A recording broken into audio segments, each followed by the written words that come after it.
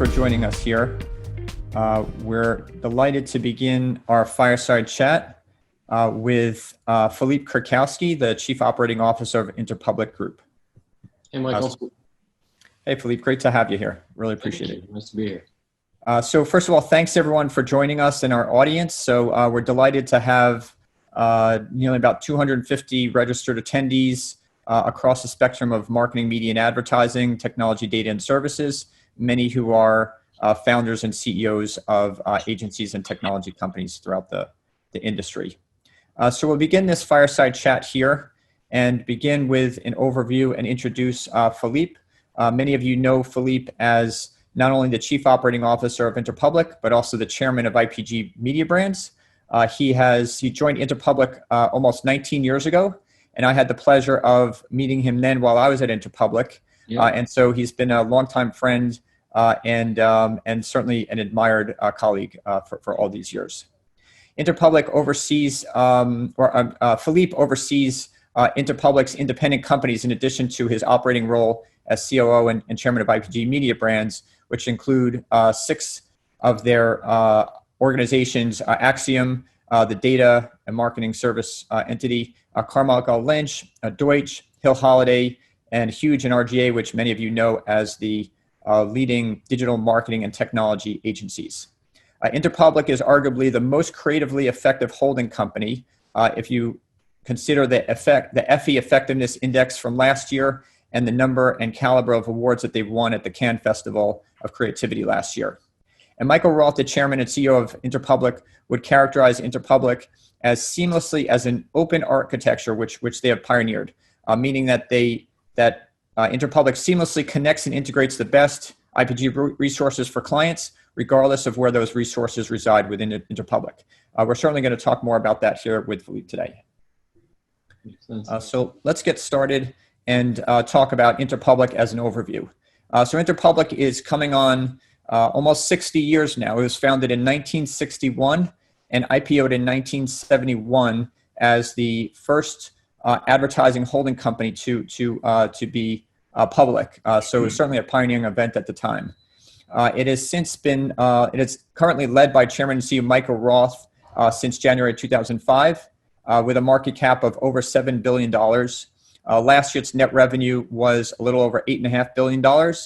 And Interpublic employs over 50,000 employees, is engaged with over 4,000 clients, operates over 90 entities in over 100 countries worldwide.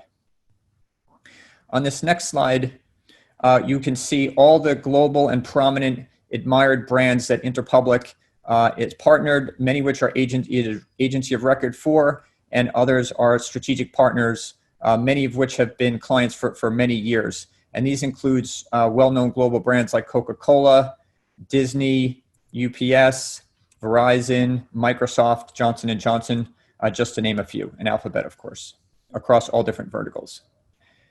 So with that, we'll have a brief overview of Madison Alley and then get started with our fireside chat with Philippe.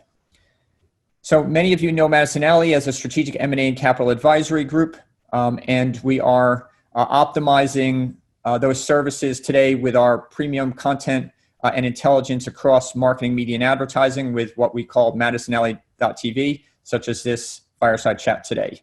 And so that is our delight to have leaders, luminaries, and distinguished founders across the marketing, media, and advertising ecosystem, and also what we call Madison Alley Distinguished Network, which is a cluster of concentrated leaders, luminaries, and distinguished founders coming together and connecting into other distinguished leaders across the ecosystem. Our typical transaction sizes are $10 to $150 million, and the M&A transactions are between $25 million and $250 million. And we're distinctly world-class digital industry CEOs and corporate development executives. We're based in New York City with significant presence in Silicon Valley and also San Diego. And our mission is to build and realize premium value for digital marketing leaders in this space by advising on strategic M&A and capital transactions. So with that, let's get started with our fireside chat and our discussion topics. There'll be 5 main topics that we'll speak to Philippe, that Philippe and I will speak to today. which include an overview of Interpublic in Philippe's words, talk about data as a competitive advantage, the future of media buying, given that Philippe is the chairman of IPG MediaBrands. So I'm certainly looking forward to hearing his perspective on media, on the global media market, and also hear his thoughts on global competitive landscape, and then get into leadership in a crisis. And that will be followed by Q&A from all our registered attendees. So we appreciate all those submissions. So Philippe, if we could begin with an overview of Interpublic.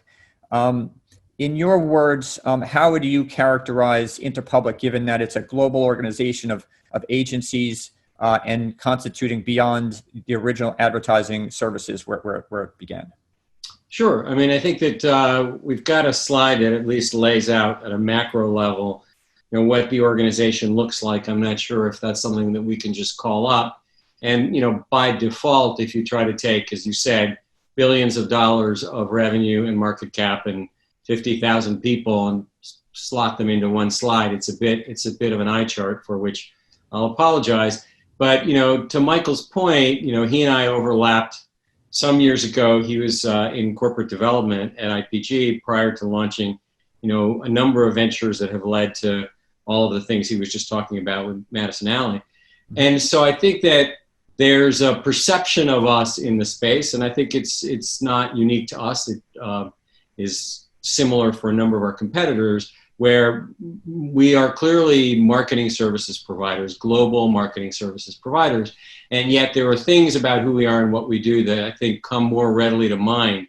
So if you look at the slide here, the creative advertising networks would have been quite similar many years ago when Michael was with us, as likely would have been the marketing services companies that provide advice in public relations, Weber Shandwick, Golan Harris, there, 3 or 4 columns in, or possibly a momentum or a future brand, experiential and event marketing, branding, and then all the way to what is my right, and I'm assuming as all of you see it as well, are some independent ad agencies, domestic in nature, with a range of capabilities that are integrated, like a Deutsch or a Hill Holiday, which again have been consistent for us over time.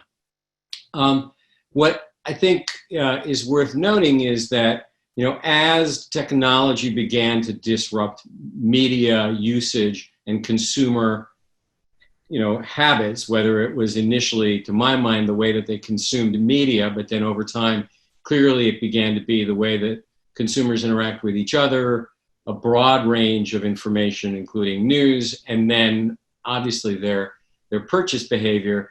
We began to evolve the portfolio and to add the digital expertise that we needed so that those core marketing services could grow and be competitive in the digital services economy. And then we also began to lean more heavily into specialist and technical competencies. So we began to incubate or build more sophisticated digital capabilities. If you look again here, you see some of the agencies that Michael mentioned, whether that's RGA, which is a digital marketing and innovation company, whether it's Huge, which is one of the few that we did not actually build ourselves. We bought Huge.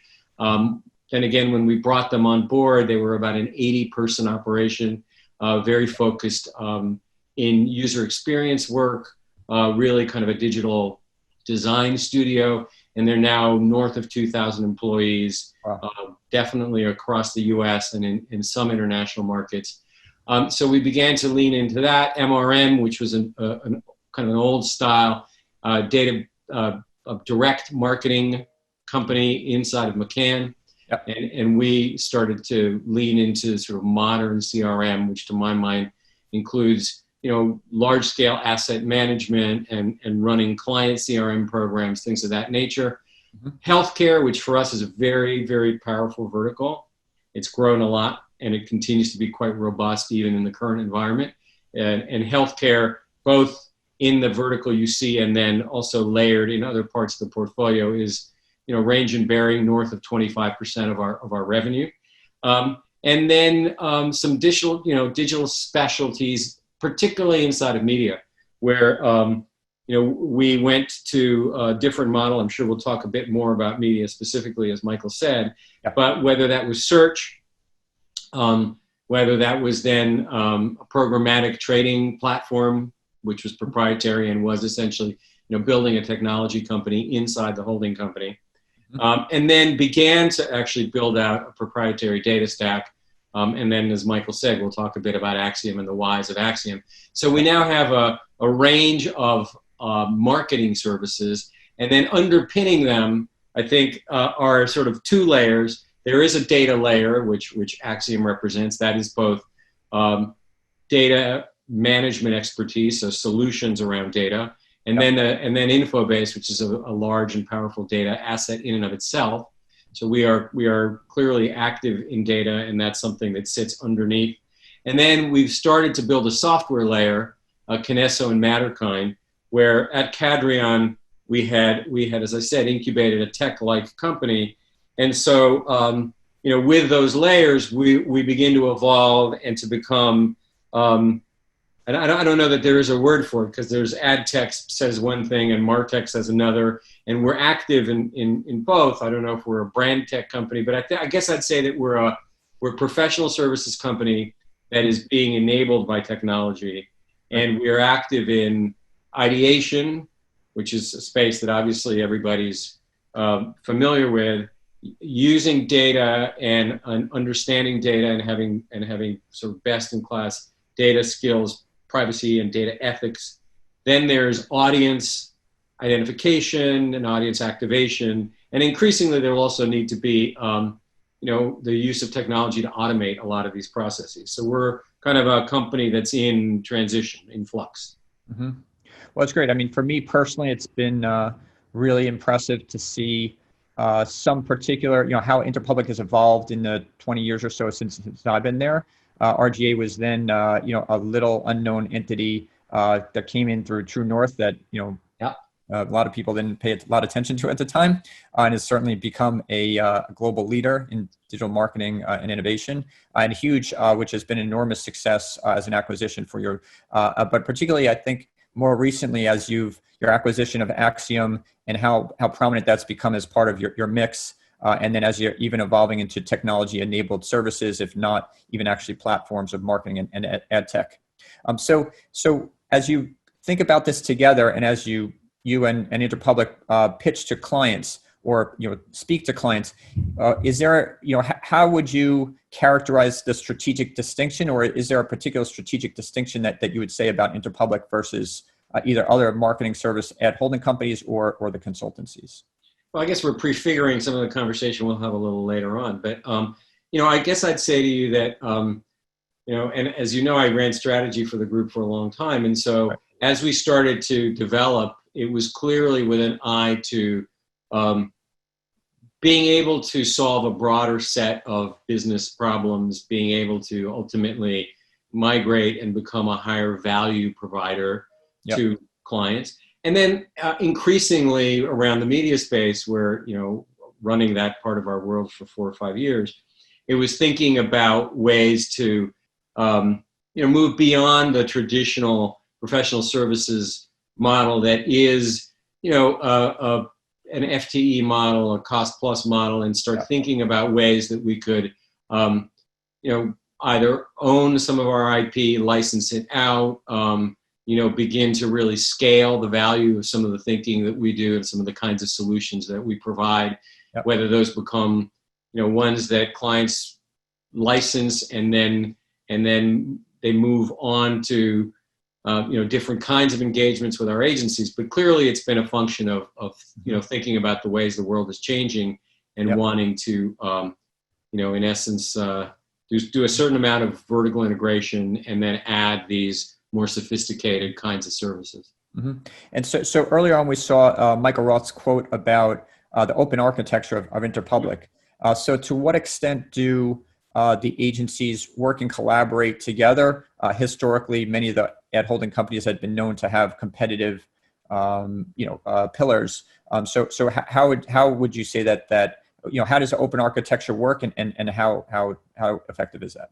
Look, there's clearly a balance, as you say, right? So holding companies were created in part so that you could, in essence, service more clients and potentially clients who, are in adjacent or direct competition.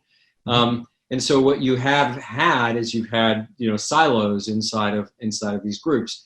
And as it becomes more and more necessary to be, nimbler and move faster and build these custom solutions, you clearly need to break those silos down. And at the same time, I think we're different than our peers in that we've never believed that really talented craftspeople in these specific areas show up to work either for a holding company. I don't think people say, I want to go work at sort of a somewhat faceless, a large entity. But I also think that they like the variety of challenge they get. They like building their own culture. So there's an inherent tension here. And for us, it's been trying to be very flat in the way that we manage. Clearly building incentive structures as the guy who has run talent for a long time. Sure. How you reward people, does have a lot to do with how they behave. And then, as I said, we're very flat. So in essence, we know our world well. We're able to sort out where and how to put the right teams together for clients.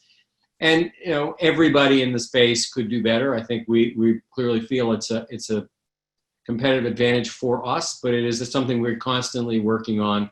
Sure. Because getting people to play kind of a team game is not easy.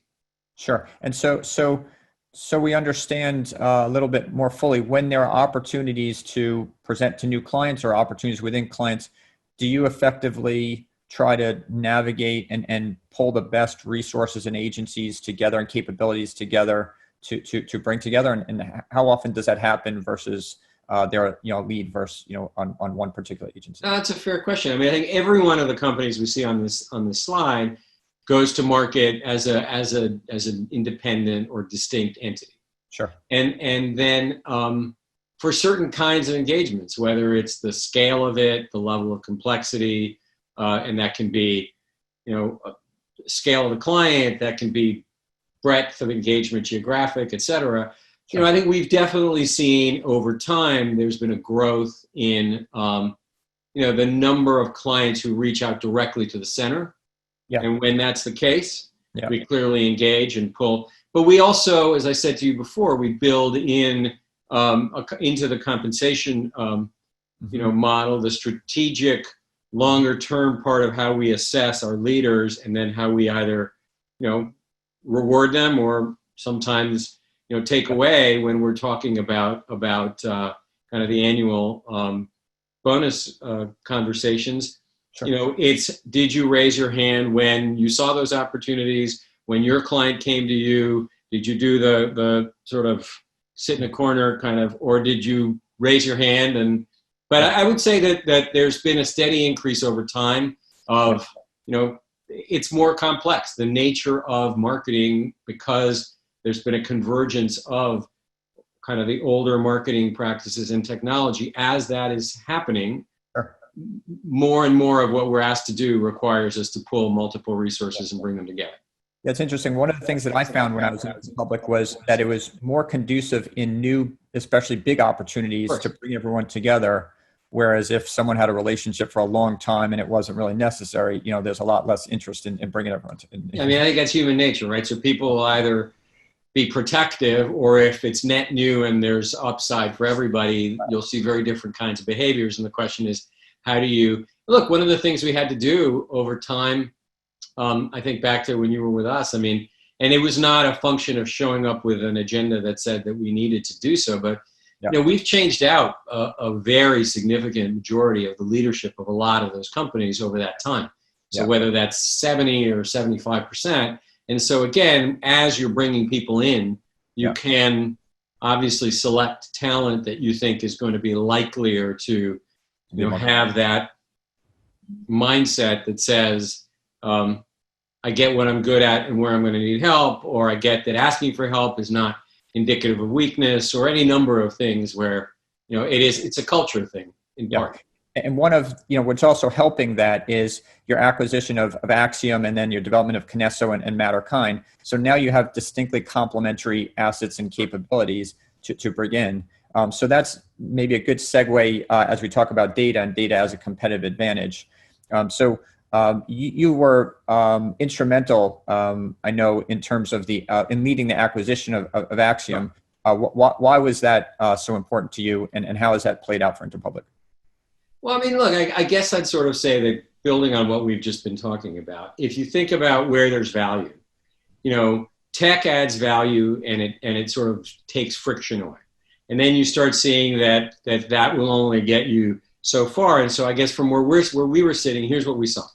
We had made a conscious effort, distinct from our peers, to not silo these digital competencies. So there were a few, as I said, where we clearly saw a need and built, the programmatic platform, or went out and found the search acquisition. But in many cases, we could take our existing skill sets or our existing capabilities and sort of migrate them forward. With data, what became apparent to us was that the scale at which we were going to need to build it and the speed at which we were going to need to build it were probably going to be challenging enough that we felt that we were going to be exposed for a period of time without going out and finding the right partner. And so, I guess I don't need to tell, I'm assuming your audience, given knowing, having spent time with at some of your events in the Valley, and, I don't need to be the one who tells the folks who are in the room here why data is so central to pretty much everything that's happening in the new economy, right? So whether it's that it's going to unlock innovation, whether it's that it's going to give you, the opportunity to really build customer experience and lifetime customer value, so you can personalize experiences through data. You can enable much more, seamless, easy commerce through data. Everything is addressable, right? So, as devices proliferated, what you really had was a computer in your hand. So if you've got ubiquitous computing, you've got tons and tons and tons of information being generated, and all those signals are opportunities or missed opportunities. They give you the opportunity to measure better, to be more precise, to reach people in ways that are going to be impactful, or having not done so, to lose ground. And then the other piece about what was going on with data that began to, we were very, focused on as we were thinking through is that if you cannot if you cannot do first-party data management, if you can't handle PII, the risks inherent in being a middle person, because I don't know if one says middleman anymore, but the risks inherent in that are just as great if you have the scale capabilities or if you don't, right? And so to find, again, for us, a partner where there was a long history of being very, very well regarded and having a lot of expertise around where the regulatory environment was going to go, what sort of privacy and data ethics was going to mean. There's risk to our clients reputationally if they screw this up. But we also saw that there were just a lot of things that were converging. And I guess I'd sort of say that if I had to, say is like, you either see data. Being in the position we're now, we're no less able to partner with any number of other potential allies or plug into other data sources. Sure. But it is, to our mind, it is sort of like an infrastructure investment. It's a long-lived investment that undergirds a lot of activity. And so ultimately it became clear to us that, having been modestly active in the M&A game and having felt good about the fact that we'd bootstrapped a lot of these things, this was not one that we were going to be able to get to without it's becoming an Achilles heel.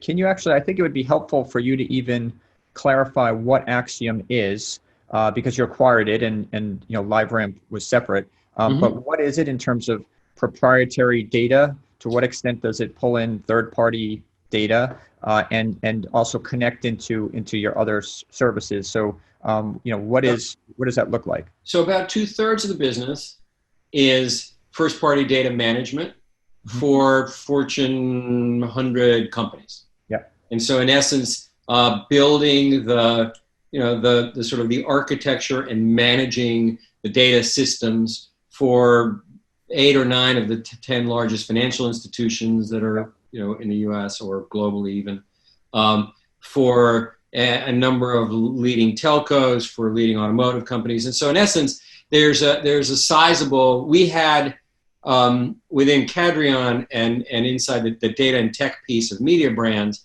we had built engineering capability.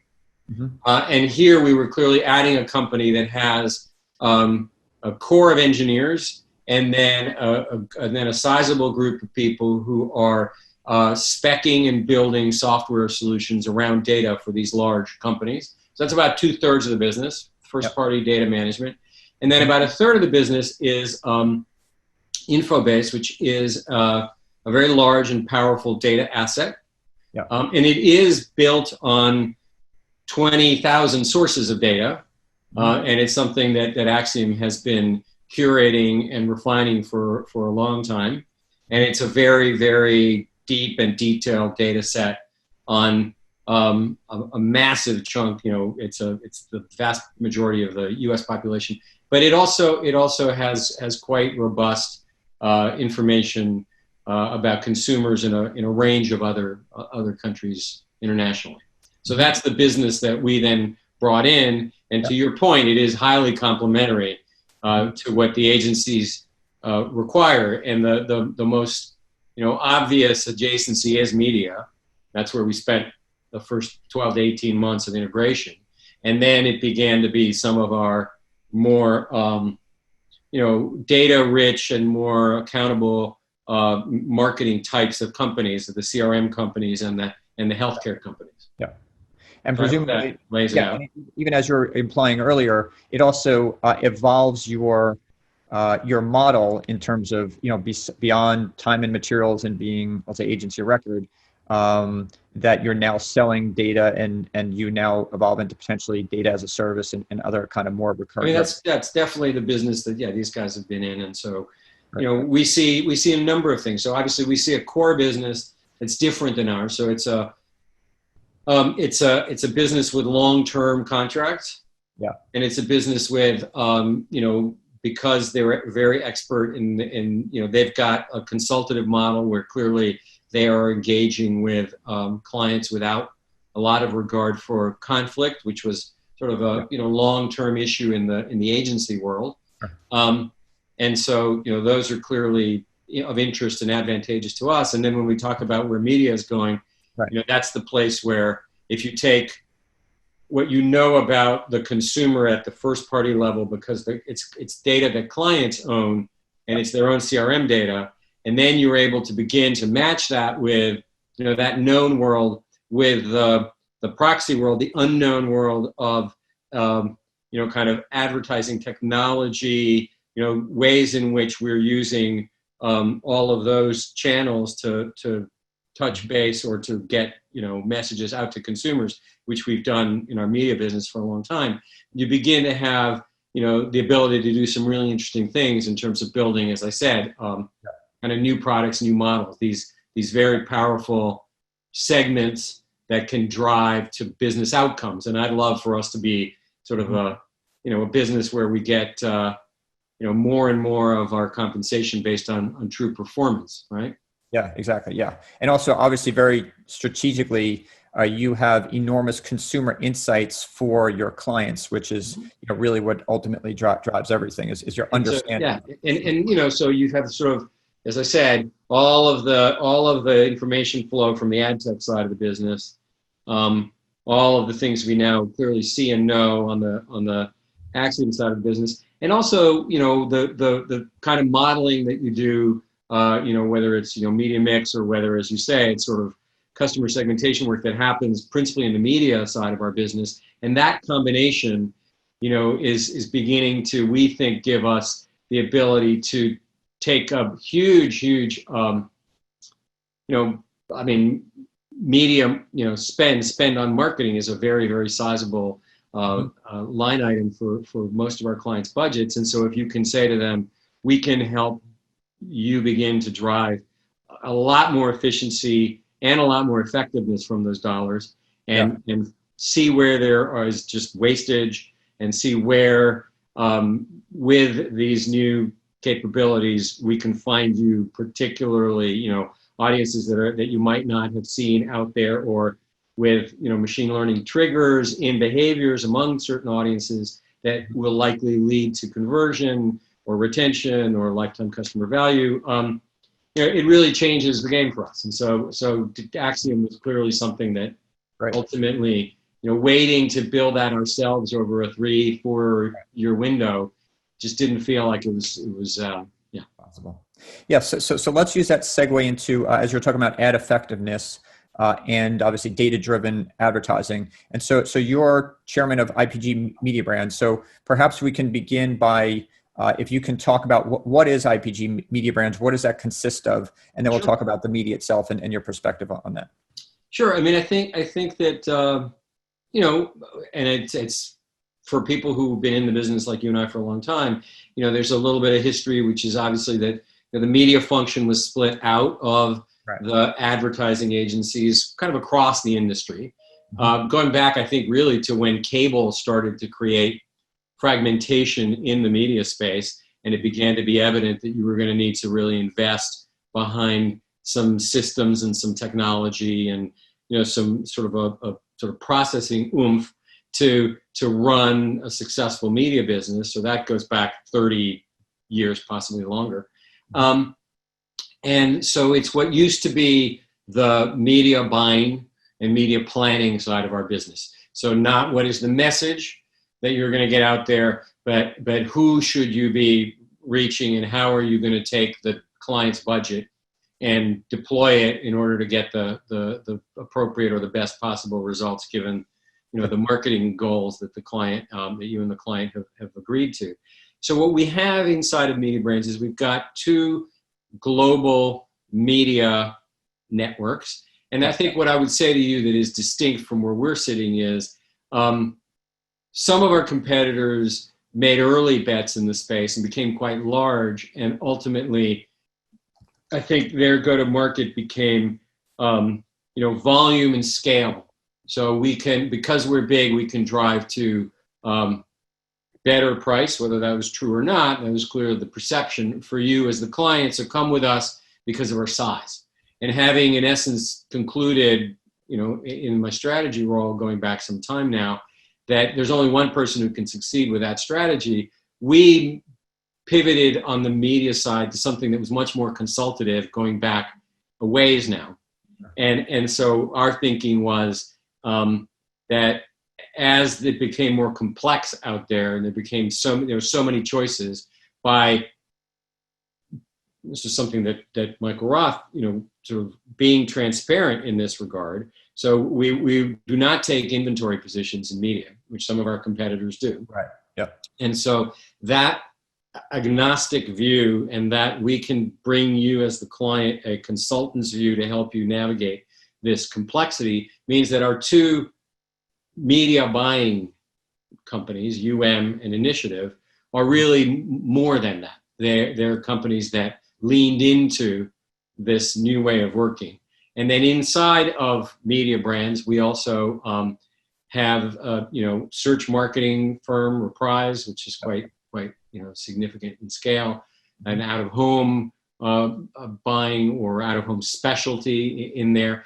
And then that is actually where we incubated and built the first generation, or 2 or 3 even, of the digital programmatic media capability, which has now subsequently been hived away. And that was something that I wanted to do precisely because, as we were saying before, the perception of our industry tends to be a bit rearview mirror-y, right?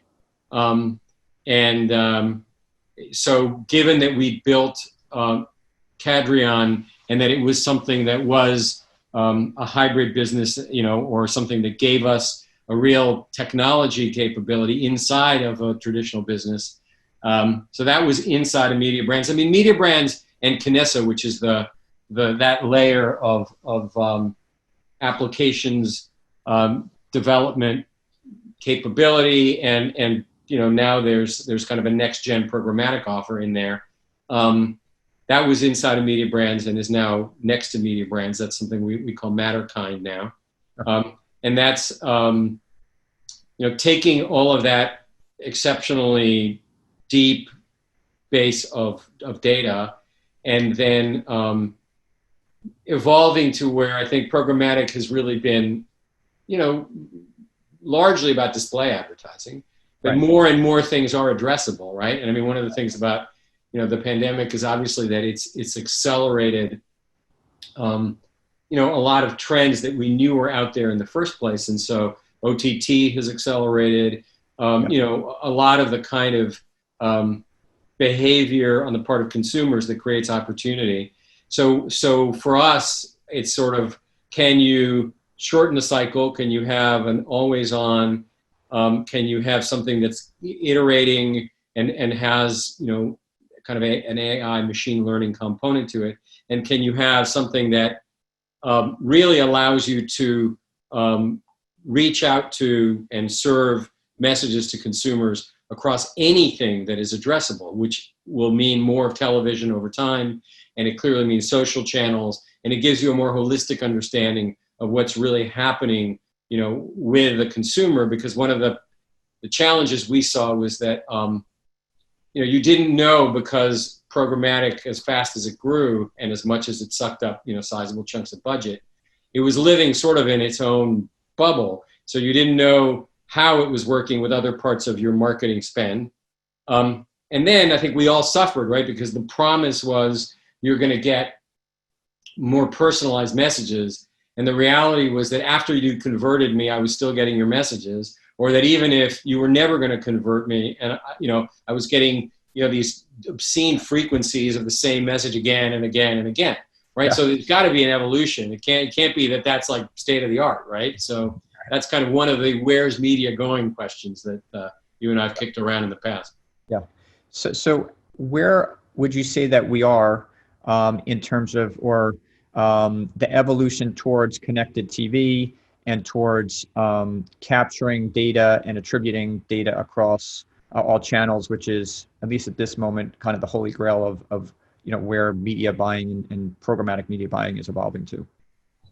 Well, look, I mean, our launch was, of this new offering is, in the last couple of months when we brought this to market, and we obviously feel it's robust enough that we think that clients will look at what it allows them to do, as I said. Because I mean, here's a funny thing, right? And I'm sure lots of the folks in your space, I kind of an observation and kind of a question or a challenge to a lot of the people who are out there is, as there began to be, just this huge proliferation of ways to reach and engage with consumers. So yeah.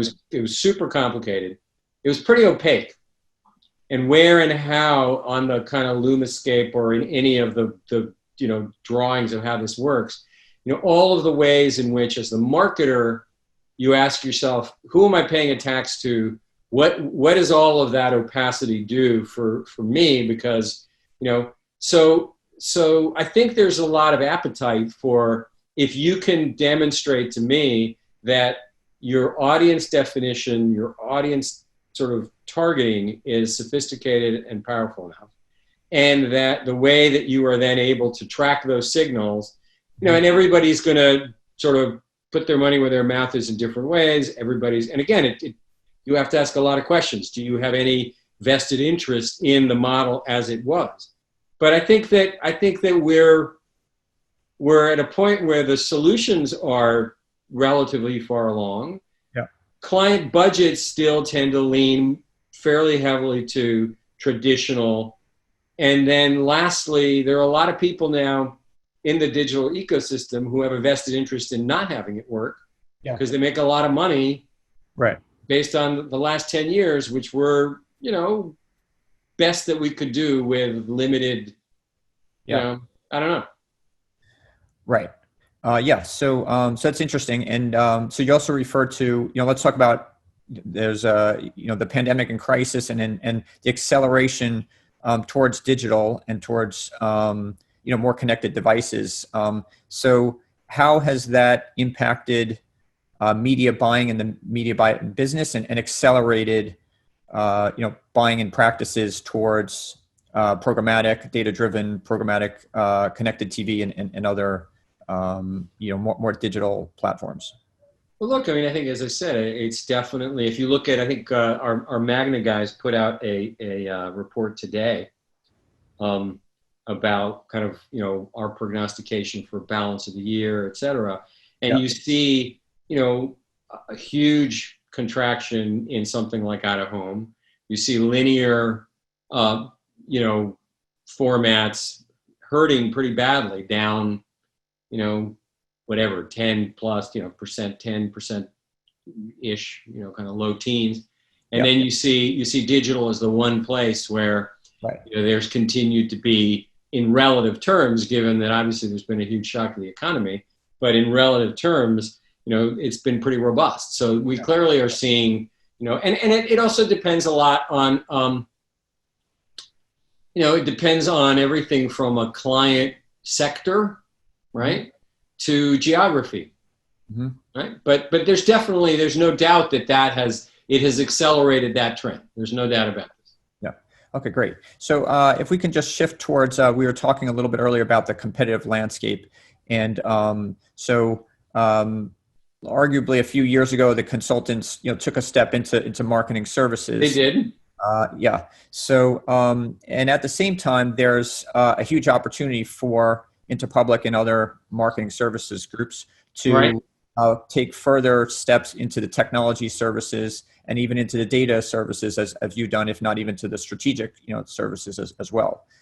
So what is your perspective on the competitive landscape and how well, Interpublic is to take advantage of that?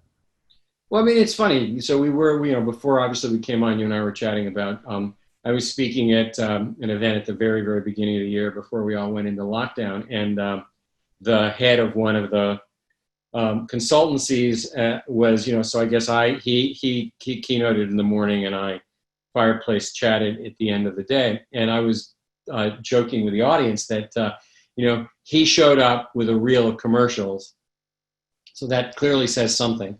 Right. And I showed up and we ended up talking a lot about, ways in which we think we might be able to get patents on some of these methodologies that we're developing with our own data that are proprietary to be able to, kind of get rid of kind of have lookalike audiences that are much, much more, where there's much higher fidelity to what so obviously there is clearly a blurring of lines.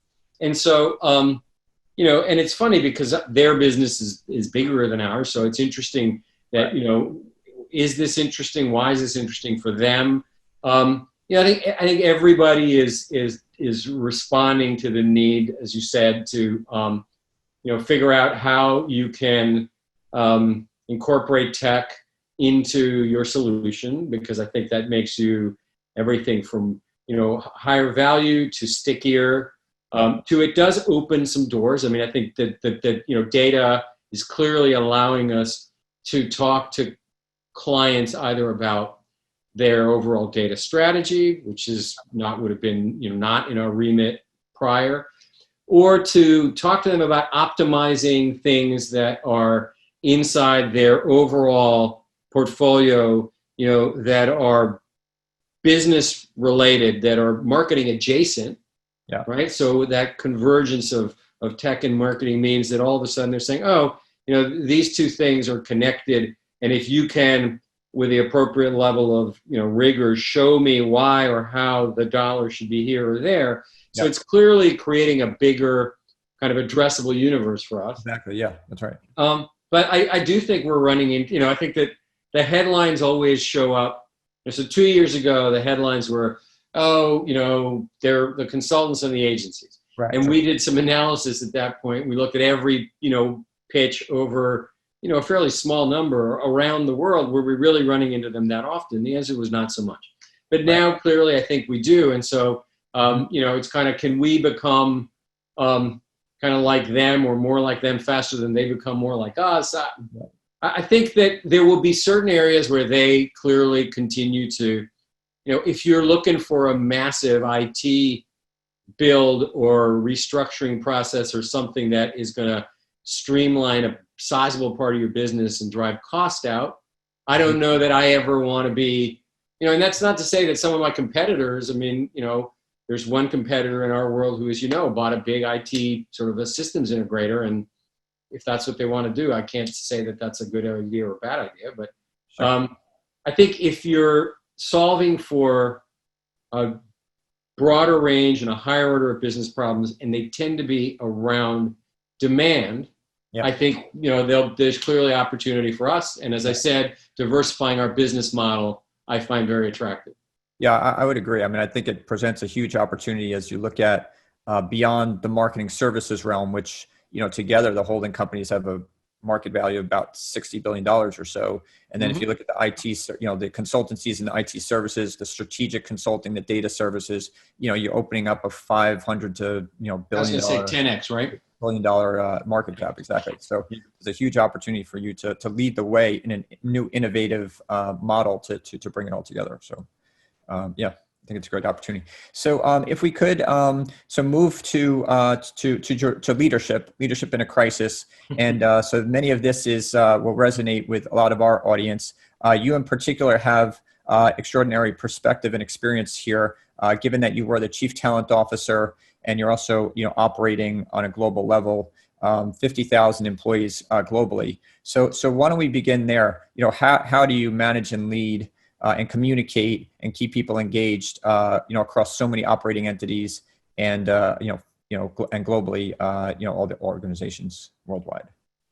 In a crisis. There's no kind of, magic formula here. So, I mean, I think that the operative term for me when you ask the question, and I think the thing that one needs to keep remembering, because we're all living through this and it's clearly something none of us could have probably necessarily imagined, but, so the word crisis is the one that really speaks to me, right? And so when you're dealing with a crisis, what do? You communicate more than not. Right.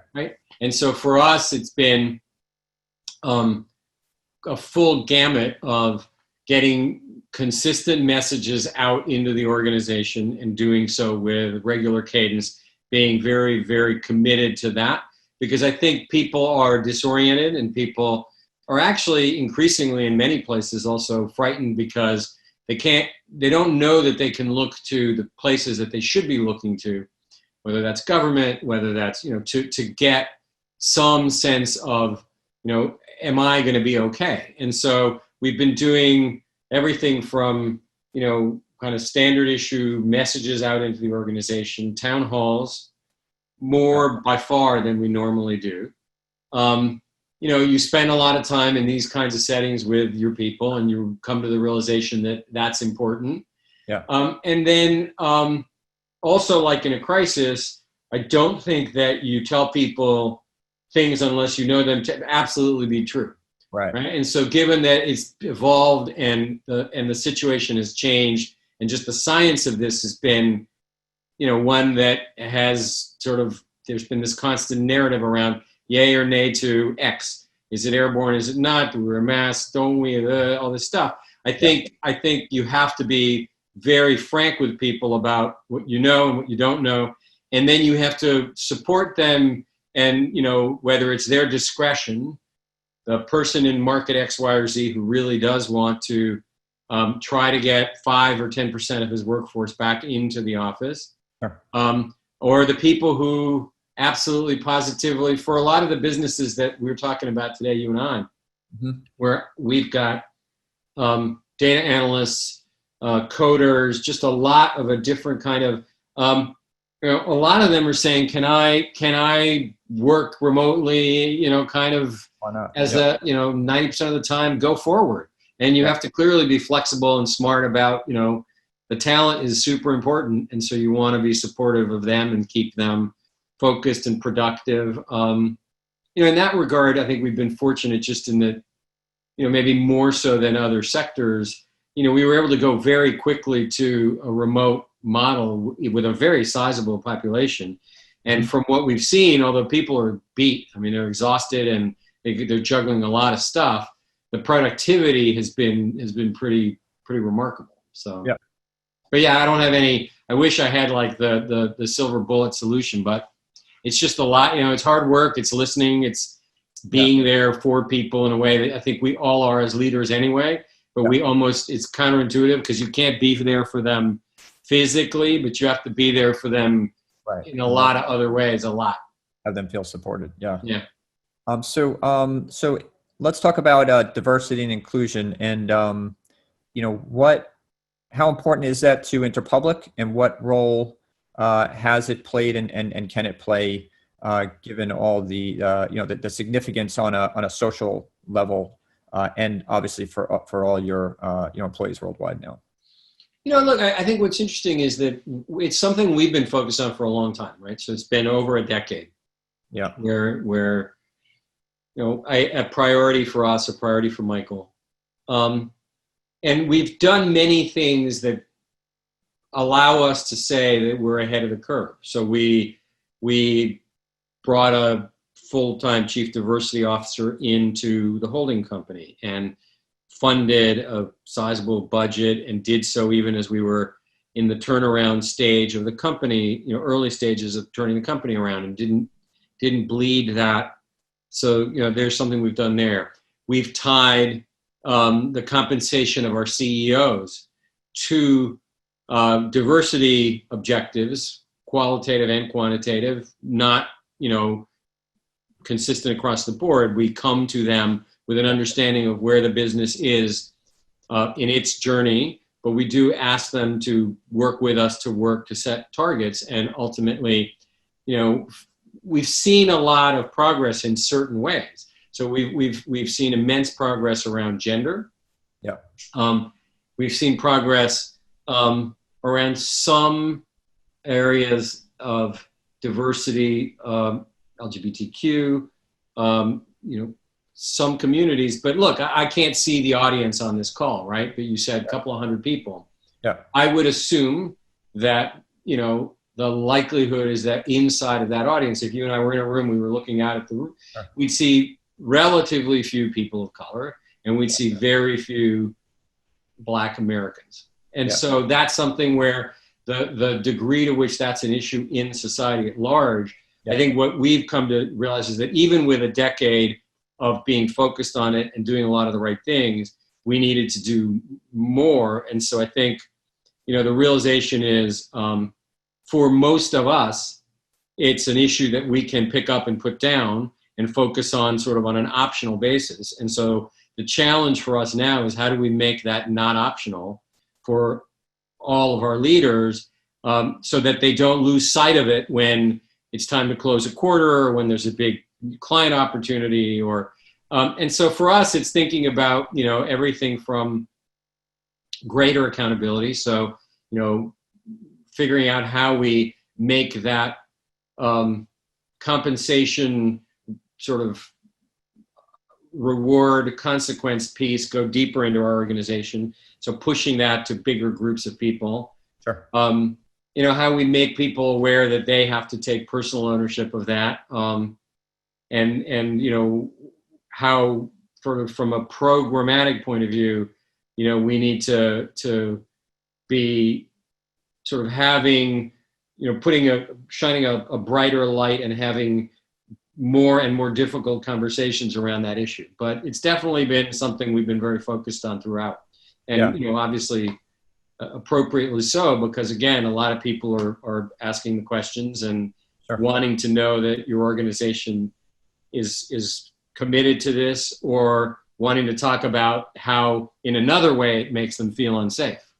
Right. Yeah. Not in a health pandemic way, in a health other way. And Yeah. Well, obviously it's encouraging and admirable to see how much thought you've put into it. And I know that this has been really important to you, and for Interpublic to be in somewhat of a position, given, how many people work, throughout the U.S. and worldwide, and that you're driven by talent. And so it's obviously, I mean, it does, it matters a lot to us. And yet, you say to yourself that you don't see how deep the inequity or the systemic nature of it is. And then you go, oh, that might be one of the reasons why the progress isn't where we would have wanted it to be. So now how do you lean into it harder? Right. But yeah. Okay. So we're running towards the end of the hour here. And so we have a couple of Q&A some questions from our attendees, if you could comment on. Sure. So let's begin with your outlook for 2020. How do you see this crisis evolving? And perhaps you want to comment on an industry level in terms of the marketing and advertising. What impact has it had? So obviously it's been a significant impact, but probably more importantly, from where we are now, how do you see this evolving from here through the end of the year and perhaps into early 2021? Well, I mean, I don't have a crystal ball. I'm not an economist. And, even if I were, I'd probably be wrong. So I guess here are the things that I would say. I mean, obviously the impact has been quite disparate, right? And so if you look at our sector, we've got competitors whose businesses are down on a kind of like for like on an organic basis, north of 20% year to date. Yeah. And as the market outperformer, our business is down just a hair under 10%. And people are saying, oh, wow, that's good, which obviously everything is relative. Is that that's stronger performance than peers in a really, really challenging environment. So I think the shock economically has been really powerful.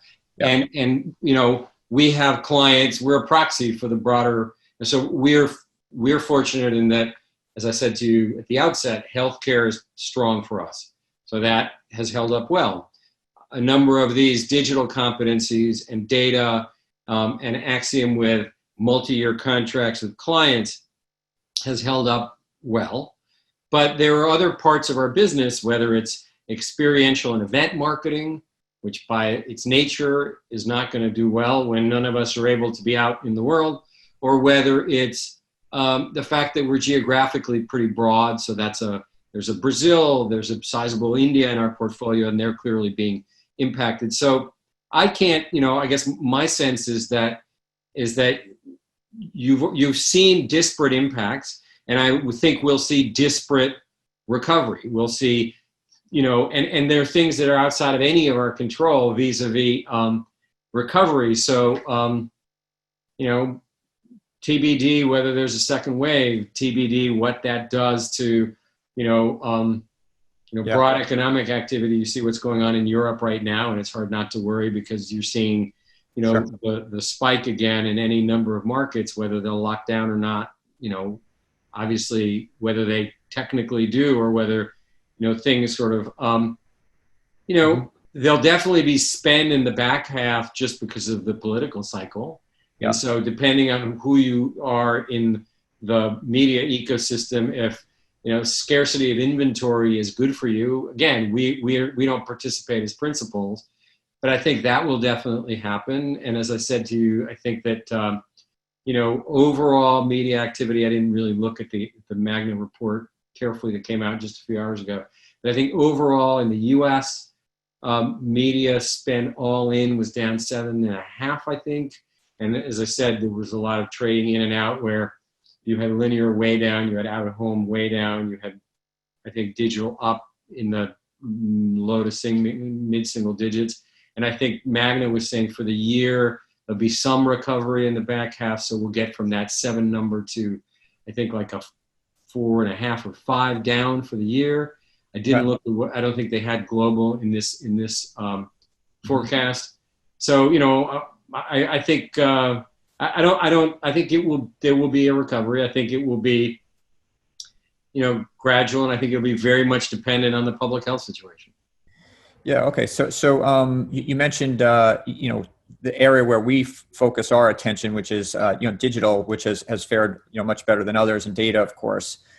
So from an M&A perspective, how do you see opportunities for Interpublic to take advantage of enhancing its digital capabilities, its data capabilities, or technology, or any other areas to evolve? Or do you feel that this is a difficult market for M&A opportunities? Look, back to the last question. I can't call 20, but in the long run, the trends that position us well, position your business, I think, well, they're there and they have been accelerated. And so it's a question of, when the turn comes, not whether when the turn comes, these things will clearly, be strong businesses. look, I think you know us well, and I think our premise tends to be, can we build it ourselves? Do we want to spend the dollar with a multiple attached, as opposed to go find the skills to kind of keep our business? But I'd say yes, there are clearly areas that are really interesting, and that, depending, opportunistically, I think most people would want to look at. So I'd say, anything and everything e-commerce, I think clearly is really interesting, and it's growing, and it's powerful. Yeah. I think that the experiential side of our business, which I mentioned earlier, is currently suffering, could be an interesting place to actually reinvent. So what is the next generation of that going to look like, with a very heavy dose of digital, virtual, UX and digital, and then as a way to then engage with consumers and bring data in. So I think data businesses are still going to be very strong. I think that's still, there's just, I can't see whether you go deep and narrow and have, data that gives you really, really powerful line of sight into a vertical. That's not something that's interesting. I think that, ways to get data through whatever your business is more quickly. So both the accuracy of it, but I think if you can get speed and get latency out of a system, there's going to be interesting things you can do there. So I think that's something that interests me. And I don't know. I mean, I guess if I had to say one other thing specific to us, it's how you take the kind of the bridge between, because we now spend so much time on screens, whether it's gaming, whether it's video conferencing, whether it's, so the idea of AR-like capabilities and how they will impact consumer behavior, which will then impact my business or marketing writ large. So I guess those are places. Yeah, I would agree. Reimagining, as you said, experiential in a digital and virtual world that we now live in. Yeah, great. So this has been fantastic. We're at the top of the hour here. We appreciate your perspective from so many different fronts. It's been really helpful, particularly as you're not only the Chief Operating Officer of Interpublic, but also Chairman of IPG MediaBrands, and also formerly the Chief Talent Officer of Interpublic. And you've been at Interpublic for almost 19 years. So it's really been a wealth of insight and perspective. So we appreciate you taking the time, Philippe. It's been a delight being a colleague and friend of yours for this many years, and wish you the best, of course. All right, man. Take care. Take care. All right, cheers, Michael.